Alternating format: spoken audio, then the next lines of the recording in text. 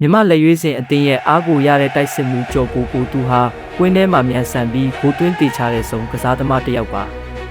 သူ့ရဲ့အကောင်းဆုံးခြေစွမ်းတွေကြောင့်ပရိသတ်တွေရဲ့အချစ်တော်ဖြစ်ခဲ့တယ်လို့မြမဘောလုံးလောကအတွက်အမတ်တရဂိုးပေါင်းများစွာသွင်းယူပေးခဲ့ပါတယ်ကြော်ကိုဟာမြမလက်ရွေးစင်အတင်းအတွက်ပွဲပေါင်း90ကျော်ကစားပေးခဲ့ပြီးအဖိုးတန်ဂိုးပေါင်း16ဂိုးကိုသွင်းယူပေးခဲ့သူပါ2011စီးဂိမ်းမှာမြန်မာအသင်းကြီးတစ်စိရအောင်စွမ်းဆောင်နိုင်ခဲ့တယ်လို့ပြည်တွင်းကလပ်ရန်ဂုံယူနိုက်တက်နဲ့အတူမြန်မာနေရှင်နယ်လိအမှတ်ပေးဖလားလေးကျင်းဗိုလ်ချုပ်အောင်ဆန်းတိုင်း၄ကျင်းကိုလည်းရယူခဲ့ပါတယ်တဦးချင်းစုများအနေနဲ့2013ခုနှစ်မြန်မာနေရှင်နယ်လိတွင်ကိုအများဆုံးကစားသမားတစ်နှစ်တာအကောင်းဆုံးကစားသမားစုများကိုရယူခဲ့ပါတယ်ဒါအပြင်သူဟာထိုင်းလိမှာတွားရောက်ကစားပြီးမြန်မာကစားသမားတွေရဲ့အရေးချင်းကိုတက်တည်ပြခဲ့ပါတယ်အထူးသဖြင့်2018ခုနှစ်မှာချင်းရိုင်းယူနိုက်တက်အသင်းနဲ့အတူထိုင်း FA ဖလားဒဖခပူစုခုနိုင်ခဲ့တာဟာသူ့ရဲ့ကစားသမားဘဝအောင်မြင်မှုအထွတ်အထိပ်တစ်ခုပဲဖြစ်ပါတယ်